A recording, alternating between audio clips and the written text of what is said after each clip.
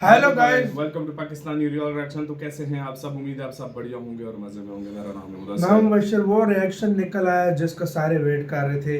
World media का, specially western media का reaction आ गया है भारत पे। और इंडिया जो ब्रिक की जो भारत ने अभी समिट कराई है, भारत रशिया चीन ने, उसके ऊपर बहुत बड़ा उनकी मीडिया का पूरी वर्ल्ड मीडिया का, वेस्टर्न मीडिया का रिएक्शन आ गया है। और दर्द की चिंगारियां उठ रही हैं, शोले उठ गए हैं, गर्मी का तापमान बढ़ गया है भाई वेस्टर्न देशों में।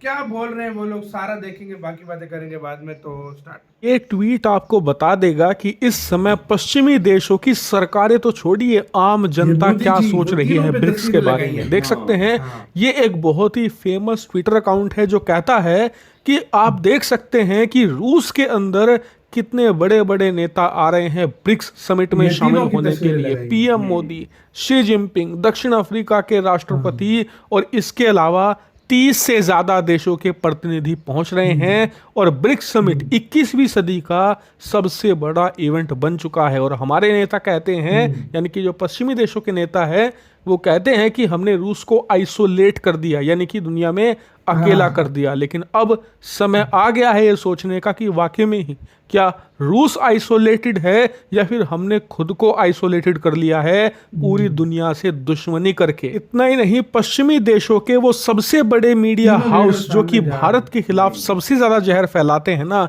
उनके अगर आप हेडलाइन देख लोगे तो आपको मजा ही आ जाएगा। सबसे पहले शुरुआत करते हैं बीबीसी से। देखिए बीबीसी ने क्या छापा है। Putin gathers allies to show West pressure isn't working, यानी कि पुतिन ने यह दिखा दिया है कि पश्चिमी देशों का जो प्रेशर है वो काम नहीं कर रहा, वो फेल हो चुका है। इतना ही नहीं, द न्यूयॉर्क टाइम, भारत के खिलाफ अमेरिका में सबसे ज्यादा जहर अगर कोई फैलाता है तो वो द न्यूयॉर्क टाइम्स है। और आप देख सकते हैं आज न्यूयॉर्क टाइम्स अपनी हेडलाइन से ही लग रहा है कि कांप रहा है। देखिए क्या लिखा है, Putin bring together economies he hope will eclipse the west, यानी कि पुतिन ने ऐसी दुनिया की अर्थव्यवस्थाओं को साथ लाकर खड़ा कर दिया है जो पश्चिमी देशों का जो प्रभुत्व है उसका अंत कर सकती है। और उसके बाद जो आर्टिकल में लिखा है उससे पता चलता है कि अमेरिका का डीप स्टेट इस समय कितना घबराया हुआ है। उसके बाद तो द इकोनॉमिस्ट ने देखिए, Putin plan to defeat the dollar. जी हाँ, यहाँ पर बात हो रही है कि कैसे ब्रिक्स करेंसी और ब्रिक्स पेमेंट सिस्टम डॉलर का अंत करेंगे। फिर CNN पर चले जाइए, the west want Putin isolated, a major summit he hosting show he far from alone, यानी कि पश्चिमी देश चाहते हैं कि पुतिन अकेले रहें, लेकिन जो समिट हो रही है ब्रिक्स की वो दिखाती है कि पश्चिमी देशों का जो प्रभुत्व है वो अब खत्म हो चुका है और पुतिन अब अकेले कतई नहीं है। फिर द टाइम्स की तरफ चलें, BRICS summit Putin host Xi and Modi in power play with West, यानी कि पुतिन ने मोदी और शी जिनपिंग को साथ लाकर पश्चिमी देशों को असली पावर दिखा दी है।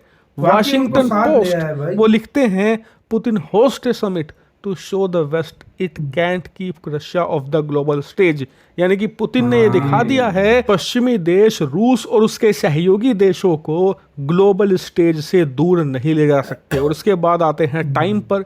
टाइम्स तो कहता है, hosting BRICS summit of world leaders Russia show the West it's not isolated, यानी कि तमाम हेडलाइन में एक चीज कॉमन है, पश्चिमी देशों ने जो कोशिश करी रूस को आइसोलेट करने की, अकेला करने की, वो पूरी तरीके से फेल हो चुकी है। और इतने भयंकर लेवल पर उसमें फॉल्ट आ चुके हैं कि अब अमेरिका की छवि खराब हो चुकी है, उसका प्रेशर नाकाम हो चुका है और उसने अपने खिलाफ ब्रिक्स नाम का एक ऐसा संगठन खड़ा कर लिया है जो उसके तोते उड़ाकर रख देगा आने वाले सालों में। इसके ऊपर जो पश्चिमी देशों को सबसे ज्यादा चीज कोई चुभ रही है वो है ये इमेज। इसमें दे सकते हैं आप, पीएम मोदी हैं, व्लादिमीर पुतिन, शी जिनपिंग और पीछे हैं दक्षिण अफ्रीका के राष्ट्रपति। और ये एक बहुत पावरफुल इमेज है क्योंकि इस इमेज में जो चार नेता हैं, खास करके 3 की हम बात करें, वो दुनिया की करीबन 40% आबादी का प्रतिनिधित्व करते हैं।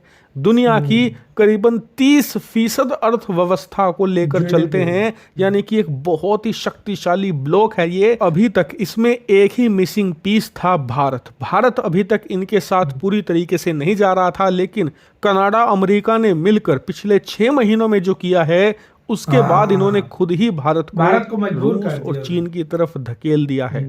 और आज पश्चिमी देशों को कमी महसूस हो रही होगी भारत की, कि भारत जब तक हमारे साथ था ब्रिक्स कितना कमजोर था। हमने भारत को जैसे ही धकेला दूसरी तरफ, तो ना सिर्फ ब्रिक्स एक शक्तिशाली संगठन बनकर उभरा है, बल्कि हम इतने कमजोर हो चुके हैं कि दुनिया के बाकी देशों को तो छोड़ दीजिए, खुद हमारे देश के लोग हमारे मुंह पर थू थू कर रहे हैं। ये तो कुछ भी नहीं, ब्रिक्स की आज जो मीटिंग होगी ना, उसमें तो सबसे ज्यादा मजा आएगा, क्योंकि अभी जो बैठक हुई है उसमें ब्रिक्स के सदस्य देश ही शामिल हुए, लेकिन अब कुछ संख्या और बढ़ेगी, कुछ देश और शामिल होंगे।